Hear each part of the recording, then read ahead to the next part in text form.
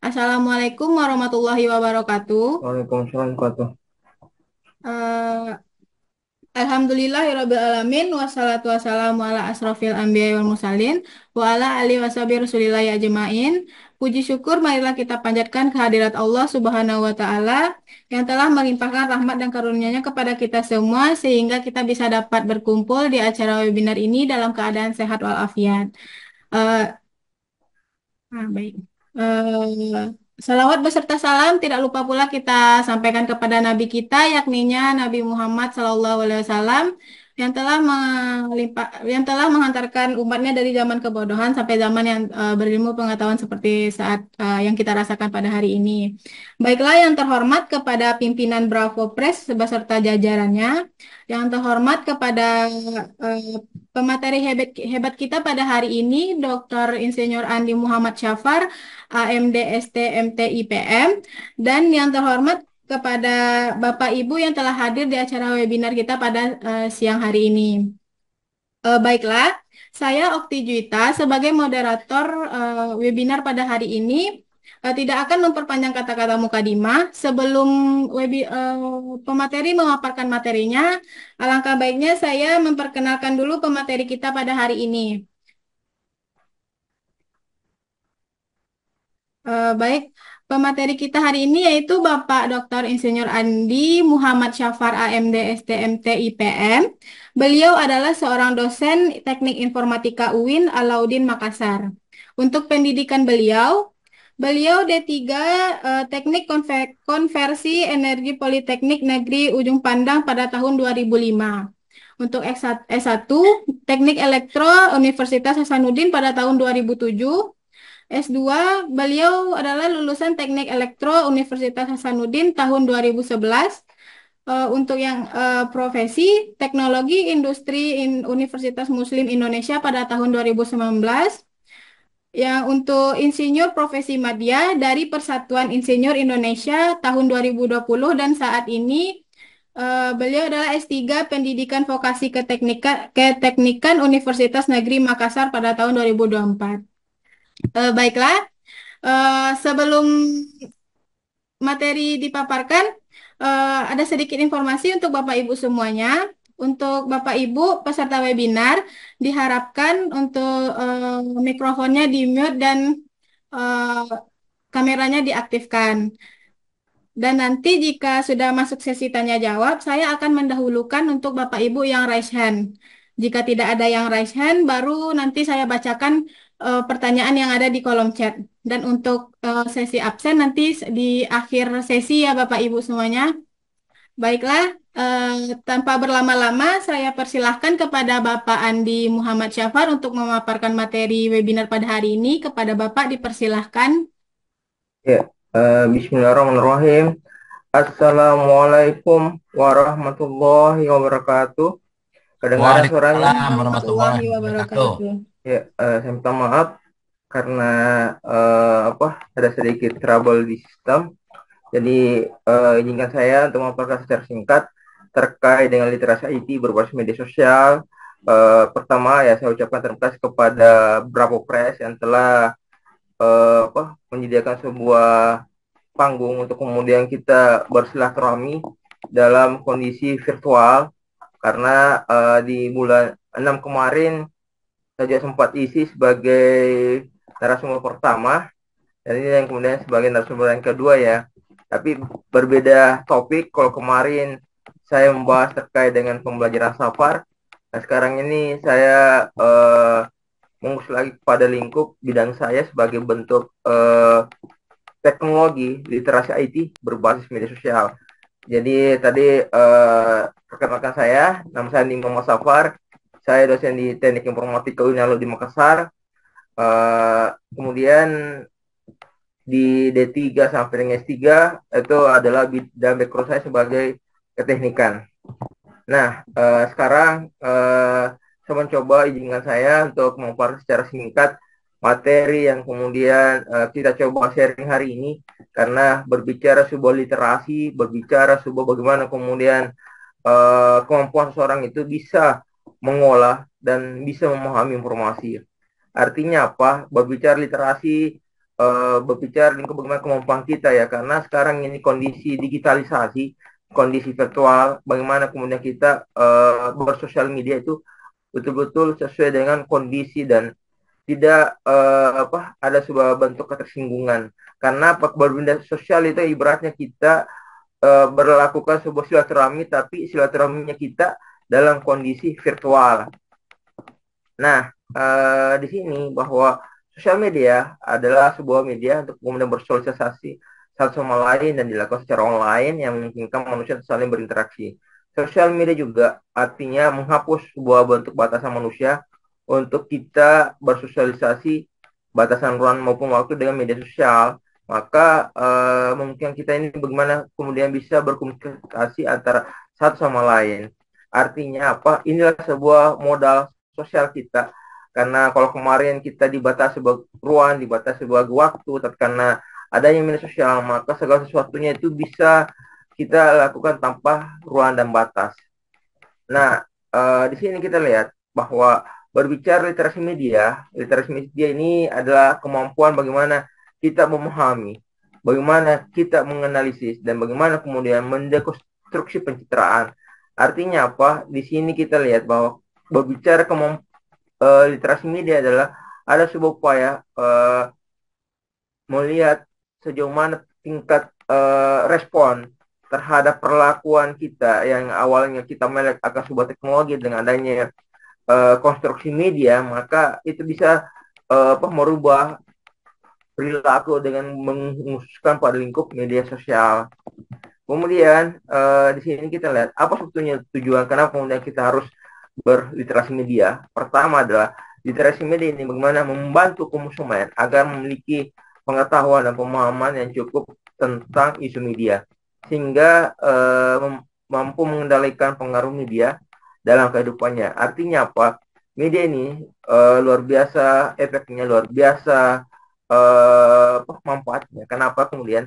Karena apapun itu sekarang ini di dunia jaket itu di dunia teknologi yang boleh ke atas sama digital, tidak ada yang jelas dia punya kuota, maka bisa dimanapun dan kapanpun itu memungkinkan untuk kemudian bisa melakukan sebuah berselancar dengan menggunakan perangkat yang dinamakan sebuah media sosial. Kemudian di sini kita lihat ada beberapa tipe-tipe literasi Maaf, media. Bapak. Ya, Bisa PPT-nya lebih diperbesarkan, Bapak? oh ya ya, Ya, sudah ini. di slideshow kan, Bapak?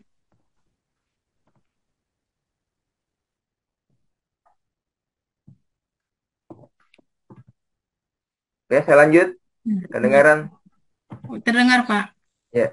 Jadi sekarang kita akan bahas bahwa tipe-tipe literasi media yang kita lihat berdasarkan media. Saya bagi atas 3 bahasan. Yang pertama adalah kita lihat bahwa literasi ini kita sinonimkan dengan melek huruf ya. Kemudian literasi dalam media yang lain itu adalah dalam arti sempit ini memungkinkan kita berkegiatan dengan menggunakan media yang dinamakan sebuah media uh, elektronik ya.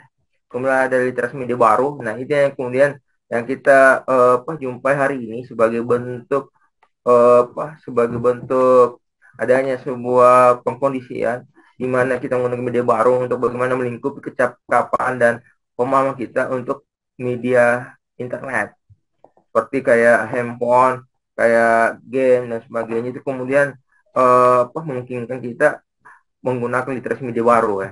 Kemudian tipe literasi ini berdasarkan tingkat kecakapan yang ini ada literasi media tingkat awal, berarti dia berupa pengenalan media terutama efek positif dan negatif yang kemudian potensial yang diberikan oleh media. Kemudian ada literasi media tingkat menengah, bertujuan bagaimana menemukan kecakapan kita dalam memahami sebuah pesan.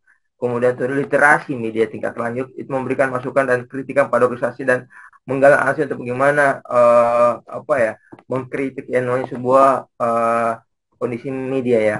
Nah, ada berapa banyak yang kemudian menggunakan media sosial untuk bagaimana membantu misalnya kita berkomunikasi dengan publik, berkonsultasi dan menghubungkan antara satu sama lain dengan uh, sistem sosial dengan media sosial. Nah, kenapa kemudian kita harus sosial media? Bahwa media yang paling top hari ini karena memungkinkan kita tanpa batasi ruang, tanpa dibatasi waktu, memungkinkan kita bisa berbagi informasi, mungkin kita bisa berkomunikasi di era cyber seperti ini. Kemudian alasan berikutnya juga bahwa kenapa kemudian juga kita bersosial media karena umumnya teknologi itu dibuat bagaimana untuk membantu kehidupan manusia itu menjadi lebih baik, lebih efisien, lebih produktif dan hal positif lainnya. Artinya apa? Namun kenyataannya menunjukkan bahwa bukti yang tidak selalu sama dengan tujuan mulia tersebut. Artinya apa? Bahwa dengan keberadaan media sosial ini banyak terbantukan, tapi kemudian biasa juga kita salah gunakan dengan banyaknya efek-efek yang kemudian beredar saat ini, yang banyak kemudian disalahgunakan pemanfaatannya sehingga banyak jadikan korban karena apa? Karena adanya sebuah efek dari sosial media. Mereka ciptakan sebuah media sosial ini dengan tujuan bagaimana lebih efisien, lebih produktif, tapi kemudian banyak yang kemudian salah gunakan. Nah, kita lihat dari segi data bahwa luar biasa kita bentuk perlakuan kita dengan jumlah 153,26 juta jiwa, itu yang kemudian jadikan sebuah pengguna internet, di mana di perangkat-perangkatnya dan bentuk layanan diakses itu dengan menggunakan ini, bahwa ternyata 89,35% itu perlakuan dengan menggunakan chatting dengan menggunakan sebuah media sosial. Kemudian di sini kita lihat, ini tahun 2018 saya kutip di beberapa referensi, ternyata media sosial sebagai bentuk platform yang lebih tinggi yakni penggunanya adalah YouTube. Kemudian terakhir adalah WeChat. Inilah salah satu perangkat-perangkat dari salah satu media. Ternyata perlakuan media sosial luar biasa efeknya, luar biasa persentasenya kegunaannya dibandingkan dengan media yang lain. Kemudian sini juga dampak literasi media itu pertama adalah mengurangi yang namanya tingkat privasi individu, meningkatkan potensial kriminal. Ada suatu komunitas yang sulit dibatasi mengenai apa yang dilihat dan apa yang didengarkan. Inilah perlu sebagai bentuk proteksi, ini namanya sebuah bentuk filterisasi supaya media itu betul terfilter sesuai dengan peruntukannya. Kemudian internet kan juga mempengaruhi masyarakat madani dan sosial sebagai bentuk kondisi sosialnya. Kemudian akan adanya sebuah overload informasi karena sekarang ini bertebaran yang namanya sebuah grup WA. Kemudian ketika seperti halnya dengan Press, ketika kita mau melakukan sebuah sounding informasi, cukup kita melempar beberapa grup, kemudian informasi kemudian tersampaikan sehingga terlihat ada sebuah efek daripada literasi. Kemudian cakupan literasi media yang saya lihat ini bahwa pertama adalah literasi teknologi. Jadi literasi ini adalah bagaimana kemampuan kita memanfaatkan media baru seperti kayak internet agar memungkinkan itu bisa memiliki akses dan mengkomunikasikan informasi ini secara lebih efektif. Kemudian yang kedua adanya literasi informasi. Berarti dia adalah sebuah kemampuan bagaimana mengumpulkan, bagaimana mengkoordinasikan, menyaring, menginformasi dan sebuah membuat opini berdasarkan hal yang kemudian disampaikan. Kemudian yang ketiga adanya kreativitas media. Jadi kemampuan yang terus meningkat ini pada individu melakukan peradaan untuk bagaimana membuat dan mendistribusikan konten kepada halayak berapa pun ukuran halayak itu. Artinya apa? Lumayan salah satu bentuk surfan dan berbicara sebuah media karena yang media ini adalah membantu kita. Awalnya kita belum viral, dengan adanya media bisa kita lebih viral dan sebagainya. Kemudian tanggung jawab dan komite sosial bahwa komite untuk bagaimana memperhitungkan konsekuensi publikasi secara online dan bertanggung jawab atas khususnya pada anak-anak. Jadi inilah yang perlu kita perlakuan khusus itu buat anak-anak itu supaya tidak terlalu mengurangi daripada pengguna daripada internet. Tapi sekarang ini sudah ada membatasi yang filter itu. Jadi kalau usianya sampai batasan usia seperti ini, maka langsung terblok efek daripada penggunanya.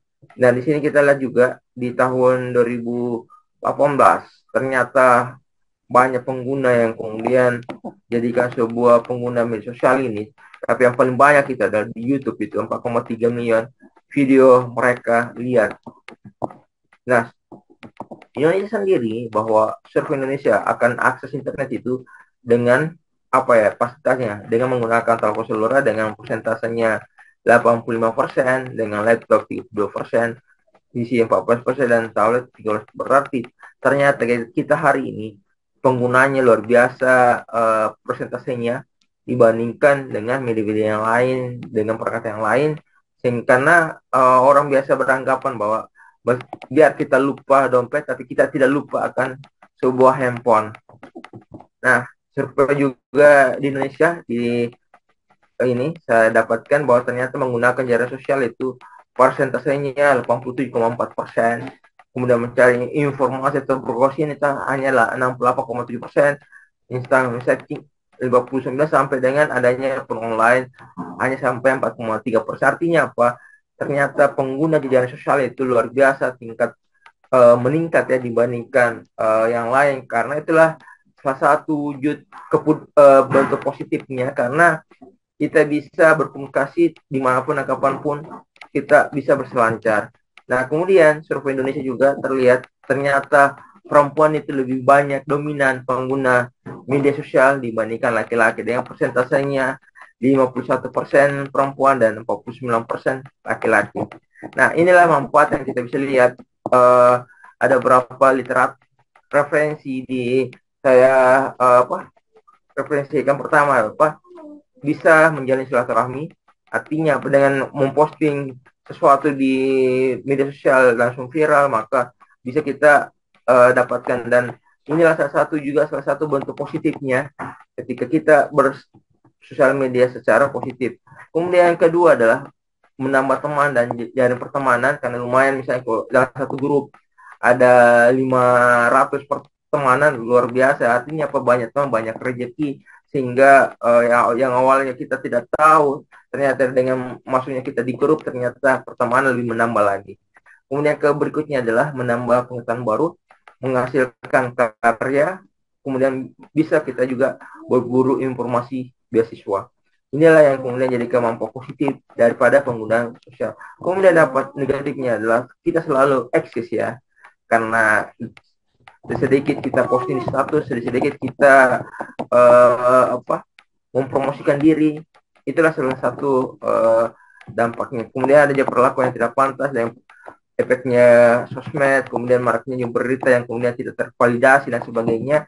Kemudian adanya wadah baru bagi cyber yang kemudian berpotensi akun kita bisa terhack akibat daripada penyalahgunaan daripada sosial media. Nah, di sini kita lihat bahwa antisipasi dalam masalah sosial ini, bahwa di Indonesia kegiatan literasi ini lebih mendorong kekhawatiran bahwa media itu bisa menimbulkan pengaruh positif, pengaruh negatif. Kenapa? Karena beragam motif, beragam kondisi yang kemudian terjadinya sebuah perlakuan penipuan akibat daripada sistem media sosial. Nah, kita lihat di sini dengan Undang-Undang ITE tahun 2008 sebagai alat bukti bahwa ternyata di Indonesia kita sudah menerapkan Undang ITE sebagai bentuk perlakuan kita, sebagai payung kita supaya meminimalkan yang namanya berselancar bersifat negatif. Nah, di sini ada beberapa negara lain sudah mempraktekkan dengan adanya undang-undang. Dan itu sebuah mempertegas payung kita sebagai bentuk mengurangi tingkat kriminalitas dalam bentuk sosial media. Nah, inilah pasal yang saya sadur, ada beberapa terkait dengan perbuatan dilarang, misalnya ya, tanpa sengaja kita mendiskusikan, mentransmisikan beberapa informasi dan lain sebagainya. Yang perlu memang kita harus, jadi kalau kita berselancar, hendaklah betul-betul kita memfilter itu berita, jangan langsung kita share, teruskan tanpa kita melihat berita yang kita dapatkan ini layak tidak kita share dan sebagainya. Nah, kesimpulan yang saya bisa kesimpulkan dari pembahasan singkat ini bahwa sosial media adalah alat yang sifatnya dasarnya mubah, boleh, tapi bisa berubah menjadi sebuah ladang pahala jika digunakan dengan niat kebaikan. Tapi sebaliknya akan menjadi sebuah penyesalan besar di akhirat jika kita salah gunakan yang namanya sosmed untuk hal yang negatif. Saya rasa cukup sekian dari pemaparan singkat. Semoga bermanfaat. Sekian, terima kasih. Wassalamualaikum warahmatullahi wabarakatuh. Waalaikumsalam warahmatullahi wabarakatuh. Terima kasih kepada Bapak Syafar atas materi yang telah disampaikan. Eh, Semoga ini bisa jadi informasi yang baru untuk kita semua. Baiklah, kepada Bapak Ibu yang ingin bertanya, silakan untuk raise hand.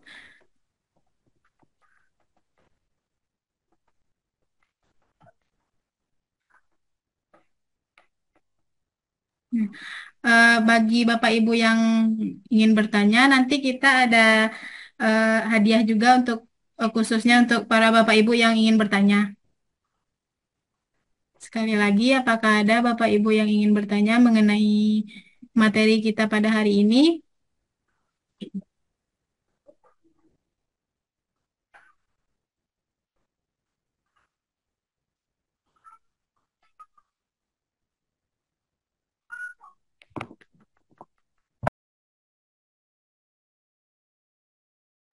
Boleh Ibu kalau mau lewat chat, tidak apa-apa, nanti saya bacakan.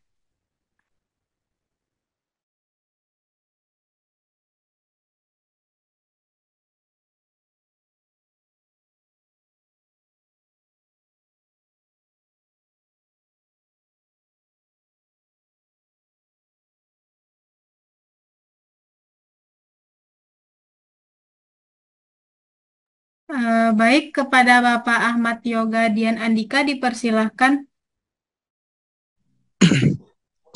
Iya Kak, izin bertanya Pak. Silahkan Bapak. Iya, izin bertanya karena kan di sini saya juga sebagai mahasiswa dari Prodi Ilmu Komunikasi sangatlah penting dalam meliterasi dalam berbagai hal itu tadi. Tapi terkadang bagaimana cara mencetuskan ide kita untuk memahami bagaimana cara kita meliterasi itu tadi, Pak. Itu aja sih, Pak. Oke, baik. Terima kasih kepada Pak Ahmad. Langsung dijawab Bapak, atau bagaimana? Jadi saya langsung menjawab. Masih Oke, banyak baik. pertanyaannya, artinya bagaimana cara kita mengliterasi dalam bentuk ini. Jadi yang pertama adalah kita melihat eh, salah satu bentuk ya, bagaimana meliterasi. Literasi itu kan artinya kemampuan kita mengenali suatu kondisi, suatu apa ya, persoalan ya yang kita inginkan. Jadi sekiranya misalnya kita mau mensonding berita, mensonding informasi, maka lihat dulu kontennya. Karena apa ya, biasa kita lihat jangan-jangan berita yang kita share ini adalah sebuah bentuk apa, konten yang hoax misalnya, yang kemudian tingkat kebenarannya belum jelas, sehingga perlu betul-betul kita punya kemampuan bagaimana meliterasikan itu supaya di berita. Karena sekarang ini kan banyak beredar yang namanya informasi ya. Jadi dengan adanya kayak podcast seperti hari ini, kemudian bentuk referensi yang lain, itu yang kemudian perlu harus betul-betul pilah-pilah bahwa di sinilah yang kemudian perlunya kita memfilter, dengan artinya membandingkan info-infonya, supaya kan biasanya maraknya apa adanya sebuah literasi atau misalnya tingkat analisisnya itu biasa kalau efek kampanye, maka biasanya para bahasa-bahasa itu yang kemudian berperan dan sebagainya. Jadi di sinilah kita secara bijak bagaimana menganalisis supaya betul-betul apakah memang literasi ini bisa dalam artian, kan tadi saya sudah gambarkan ada kondisi literasi teknologi, literasi komunikasi, dan literasi bagaimana kemampuan kita men-share dan sebagainya. Itu perlu kita apa, wujudkan sehingga konten yang kita share itu betul-betul termanfaatkan sesuai dengan peruntukan yang kita inginkan. Seperti itu, Bu.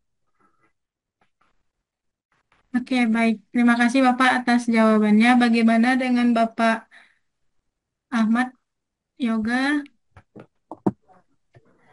Iya Pak, jadinya gini Pak, ketika saya membuat artikel kayak gitulah, saya kan harus Ya. mencari literasi kemampuan saya untuk meliterasi ini tadi. Kadang-kadang tidak sesuai Pak. Apa yang ini kan udah saya literasi dulu nih, udah saya coba ini, tapi kadang nggak sesuai kayak gitu. Bagaimana Pak? Oh ya, eh terima kasih. Jadi persoalan sesuai tidak sesuai memang biasa ya. Jadi cara yang kita lakukan adalah men-share beberapa teman untuk kemudian jadikan pembanding bahwa apakah yang kita buat ini sesuai, karena biasa juga kalau kita mau melihat menguji tingkat kevalidan kepraktisan itu, maka hendaklah kita lakukan pertama uji tingkat kemiripan, uji tingkat plagiatnya, karena sekarang kan sudah beredar namanya software Turnitin untuk melihat kemiripan, karena biasa kita ya saja kemarin saya alami waktu sebelum-sebelum lakukan yang namanya media sosial dengan mengirimkan beberapa opini, mengirimkan beberapa opini di media. eh, Pihak media pun juga akan memfilter layak tidak ini dimuat. Setelah misalnya mereka layak, maka ya di eh, push ke medianya. Jadi kemarin waktu saya sosialisasikan penemuan saya terkait dengan pembelajaran Sapar, banyak yang tertarik. Kenapa tertarik? Karena namanya itu yang unik. Kenapa yang unik? Karena sesuai dengan nama penemunya, Safar. Sehingga banyak di beberapa media, termasuk juga di beberapa pers, mengundang, mensosialisasikan untuk terkait dengan pembelajaran Safar di beberapa juga media elektronik cetak, di beberapa media untuk memanggil podcast, diwawancara langsung. Artinya apa? Untuk melihat bahwa literasi yang kita gunakan ini layak, maka ya harus kita pertama dulu pertemanan kita lihat apakah memang ini pantas atau tidak, karena acuan kita bahwa ini, maka harus memang ada semacam kayak pakar media yang kemudian melihat, mengkaji sejauh mana tingkat yang kita lakukan ini pantas. Karena biasanya kalau di dalam tim, di misalnya media kita mau sounding opini media misalnya, maka mereka kan ada punya tim memfilter kelayakannya ini. Kalau misalnya layak, maka langsung tanpa direview. Tapi kalau misalnya masih perlu uh, dipermak supaya ada kelayakannya, maka dilakukan proses review lagi supaya betul-betul opini ini sudah pantas sesuai dengan peruntukan medianya. Karena biasanya media kan punya template penulisan. Nah, itu yang perlu kita ikuti supaya ikuti pola. Karena kalau di luar dari pola, mereka akan menolak untuk di share dalam bentuk literasi IT-nya. Serasa cukup, Pak. Semoga ada informasi ya seperti itu. Silakan. Baik, terima kasih Bapak atas jawabannya. Selanjutnya, eh, ini ada yang bertanya Pak di kolom chat, saya bacakan ya Bapak. Ya. Dari Bapak Ahmad Korudin, bagaimana mengukur validitas literasi dari IT Bapak? Oh ya, terima kasih. Jadi untuk mengukur validitas IT di literasi sesuai dengan rujukan Widyoko tahun 2016, di situ akan melihat ketika rentang yang kita lakukan di 3 sampai 4, maka dikategorikan sangat efektif. Kalau di bawah ada rentang itu efektif, di bawahnya lagi kurang, maka itulah jadikan dasar untuk melihat skala Likert-nya daripada keefektifan daripada literasinya. Karena kemarin saya punya contoh sederhana penemuan Safar. Jadi saya lakukan untuk menguji tingkat efektifnya ini, maka saya hadirkan tim pakar media, tim pembelajaran, tim pengguna itu sendiri. Kemudian saya bandingkan, ternyata bahwa pembelajaran seperti ini lebih efektif dengan standar 3,47, berarti dia rentannya berada dalam kategori sangat efektif. Sehingga itu jadikan kesimpulan bahwa ternyata di dalam mengukur kevalidan kepraktisan ini, maka harus memang kita punya standar untuk memberikan menjas bahwa dia berada rentan di mana, apakah memang efektif atau tidaknya ini menurut rujukan Ryoko tahun 2016 dengan penggunaan skala Likert untuk mengukur tingkat kevalidan, kepraktisan, dan kekritikan dari sebuah media yang kita gunakan.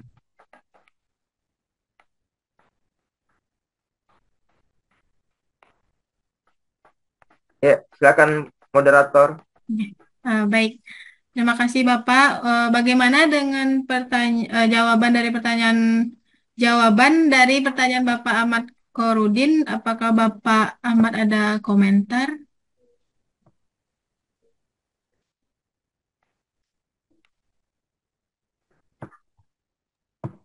Baik, kalau gitu kita lanjut ya Pak. Berikut dari Ibu Natalia, bagaimana memilih aplikasi literasi yang paling efektif di tengah banyaknya pilihan aplikasi sekarang ini, supaya kita tetap mendapat vitamin yang sehat lewat medsos atau paling tidak melalui smartphone kita, sehingga kita juga tetap produktif. Dan kalau boleh tahu, apa 3 media sosial favorit Bapak? Ibu? Dipersilahkan Bapak. Iya, terima kasih. Jadi pertama, untuk bagaimana memilih aplikasi literasi yang paling efektif itu dengan banyaknya aplikasi. Karena tadi yang paling efektif itu pertama ya kayak di YouTube. Di YouTube itu salah satu aplikasi media yang kemudian sangat produktif. Kenapa? Karena bisa langsung dalam bentuk ujuk rekaman, bisa dalam bentuk menggampangkan kita mencari sehingga bisa jadikan rujukan, dan bisa juga seperti ini juga dari Bravo Press, salah satu penerbit nasional yang bisa juga jadikan selain dia sebagai penerbit untuk lingkup cetak misalnya, dan dimungkinkan juga sekiranya nanti juga kalau bisa untuk Bravo Press dibuat satu media sosial, dalam artian mengirim opini, jadi bukan hanya sebatas rekaman, tapi bisa juga opini-opini seputar topik-topik yang kemudian jadikan viral. Misalnya nggak terkait dengan digital, maka kita buatkan satu slot di webnya Browpress supaya kita juga bisa mensonding info informasinya, supaya itu dijadikan salah satu juga sebagai bentuk suplemen vitamin untuk kemudian kita menambah pundi-pundi pengetahuan kita supaya betul-betul ada tingkat efektivitas daripada literasi kita, seperti itu. Dan media yang paling saya suka yang pertama ya kayak media elektronik yang biasa surat kabar elektronik sekarang sudah banyak beredar.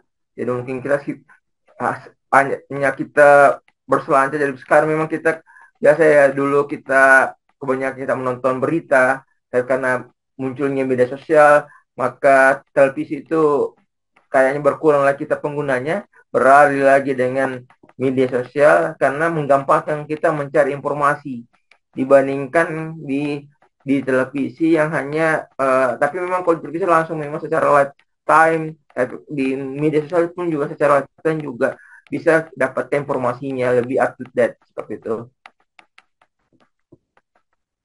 Oke, baik.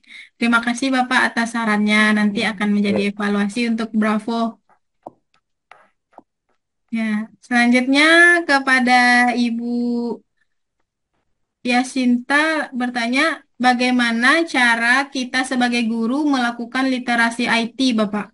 Iya, terima kasih. Jadi untuk kita juga sebagai pendidik sama-sama juga ini, jadi guru itu pun juga salah satu bentuknya. Jadi untuk bagaimana bisa melakukan literasi IT, artinya pertama menyimpulkan materi, kemudian kita memberikan sebuah bentuk penguatan seperti apa. Jadi artinya anggaplah kita membuat sebuah resume, dan hasil resume itu kemudian kita coba mensondingkan supaya anak-anak didik kita juga terbantukan. Karena sekarang ini rata-rata mulai dari usia tingkat pendidikan SD sampai tingkat pendidikan S1, S2, S3 kebanyakan sudah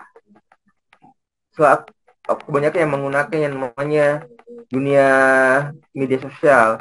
Jadi untuk para guru ya bisa juga mensoning bahan ajarnya supaya anak didik juga terbantu. Dan sekarang pun juga sudah ada banyak e-book yang berterbangan di media sehingga memudahkan para anak didik juga kita mencari informasi. Jadi tidak perlu lagi ke toko buku yang kemudian menguras energi, menguras waktu. Cukup kita masuk ke dalam bentuk link pencarian materi apa, kemudian dari guru untuk meresume supaya memudahkan dalam bentuk pola-pola pengajaran, sehingga anak didiknya kan ada sebuah gairah untuk kemudian mempelajari bahan yang diajarkan seperti itu.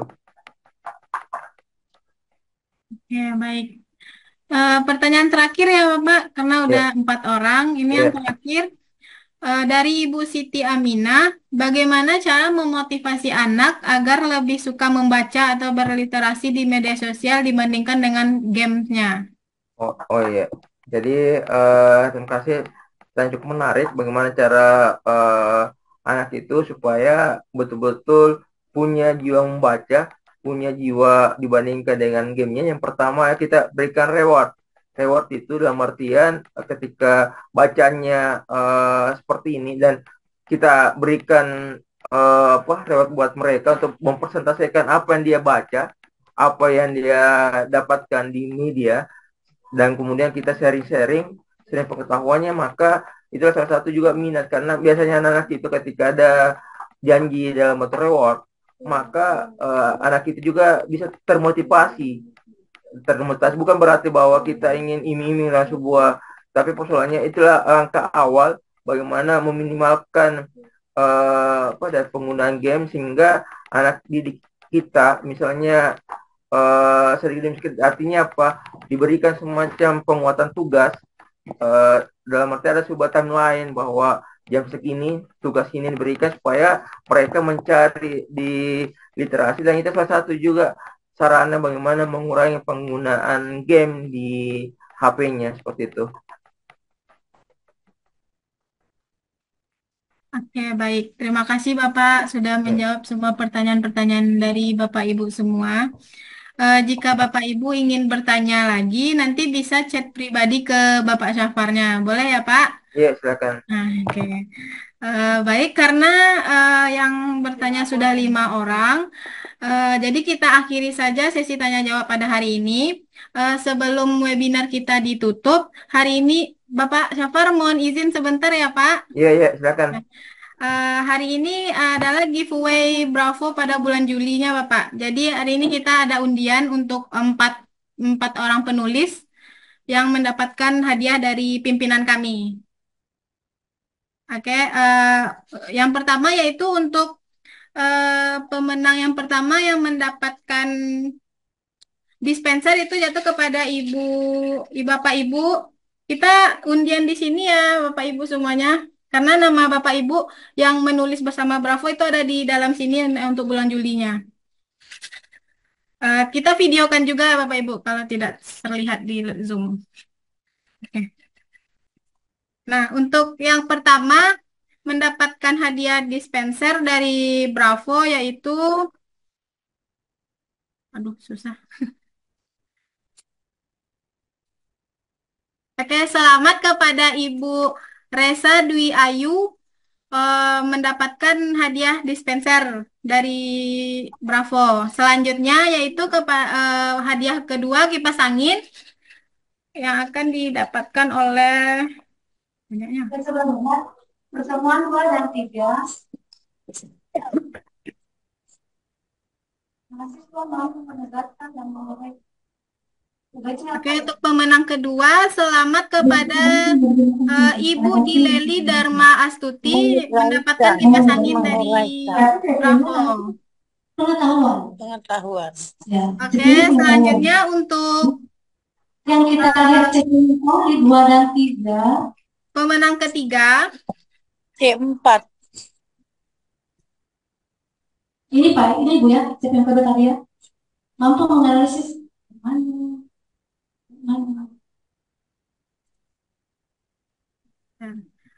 Oke, untuk pemenang ketiga itu mendapatkan oven. Selamat kepada Ibu Giska Eni Fauziah sebagai pemenang yang ketiga ya Ibu. Dan yang terakhir Yang mendapatkan setrika dari Bravo yaitu Ya, ya, yang ini yang berapa, 7 ya? 7. Ini lagi yang Oke, dimasukkan selamat ke sini. kepada Bapak Arif Nugraha, jadi pemenang yang keempat. Baik, untuk para Bapak Ibu yang mendapatkan hadiah giveaway ini nanti akan kami hubungi lewat chat pribadinya. Dan untuk Bapak Ibu yang tadi bertanya, Oke, saya belum lihat apakah yang ini pas atas yang nama yang Bapak satu Ahmad biasanya. Yoga Dian Andika, Ahmad Horudin, Natalia, Ibu Natalia, Ibu Yasinta, dan Ibu Siti Aminah, mohon untuk meninggalkan nomor HP-nya di kolom chat Zoom ini, karena nanti akan ada hadiah dari pimpinan kami, karena sudah bertanya. Dia CPNK 5. Masuk ke Oke. CPNK 5. Berarti Baiklah. ini 5. Eh, Ini CP yang mau untuk absen disampaikan. sudah diisi ya Bapak Ibu semuanya? Ada pengetahuannya, ada keterampilan umumnya, ada keterampilan khususnya. Sementara Sudah. coba yang Sudah ya Ibu. menggunakan Terima komputer yang kasih Ibu. digunakan, Oke, baik. Untuk mengakhiri webinar kita pada hari ini, kita langkah lebih baiknya berfoto bersama dulu ya Bapak Ibu. Dimohonkan Nah, kepada Bapak Ibu kalau semua untuk Bapak Ibu aktifkan mau kameranya. menerapkan yang tadi tentang keterampilan. Kalau dia keterampilan, maka dia akan berpengaruh nanti.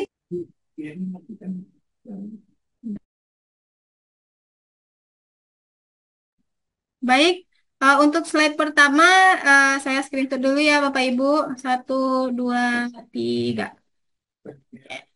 Open kamera Ibu. Sekali lagi ya Bapak Ibu. 1, 2, 3.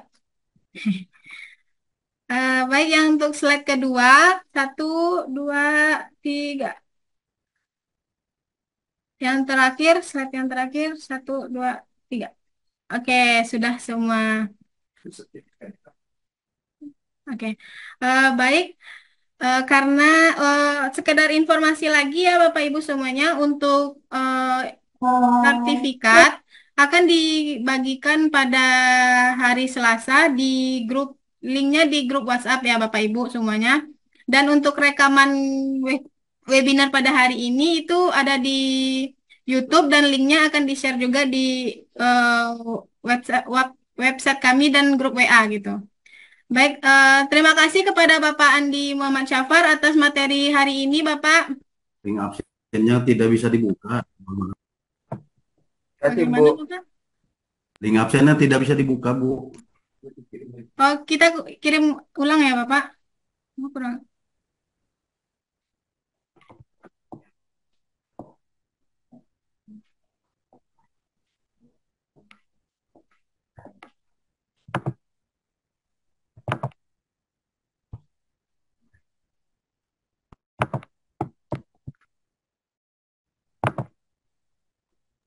Apakah sudah bisa, Bapak?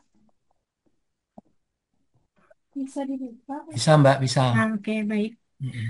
Baiklah, untuk webinar pada hari ini saya cukupkan sampai di sini. Terima kasih kepada Bapak Dr. Insinyur Andi Muhammad Syafar untuk materi pada hari ini yang sangat bermanfaat dan informasi baru untuk kita semua. Semoga Bapak sehat selalu dan jangan pernah bosan-bosan untuk berbagi ilmunya kepada semua orang ya Bapak. Oke, baik. Eh, Saya Okti Juwita sebagai moderator. Jika ada kesalahan, mohon maaf. Saya akhiri webinar pada hari ini. Wassalamualaikum warahmatullahi wabarakatuh. Waalaikumsalam. Waalaikumsalam warahmatullahi wabarakatuh. Waalaikumsalam warahmatullahi wabarakatuh. Waalaikumsalam warahmatullahi wabarakatuh. Masih belum bisa dibuka, Bu, absensinya. Baik Bapak, bagi yang Bapak Ibu bertanya tadi, silahkan ditinggalkan nomor HP-nya di kolom chat. Yang dulu Ahmad Yoga. Yang belum meninggalkan nomor HP itu Bapak Ahmad Yoga Dian Andika dan Ibu Siti Aminah.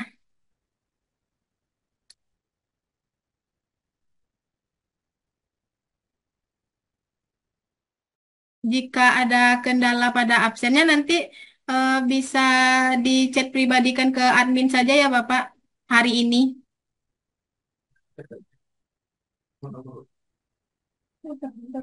Ya, terima kasih, Bu. Sama-sama Bapak.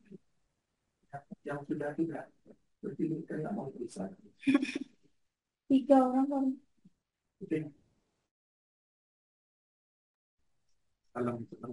Oke, selamat siang Bapak. Sampai ketemu minggu depan.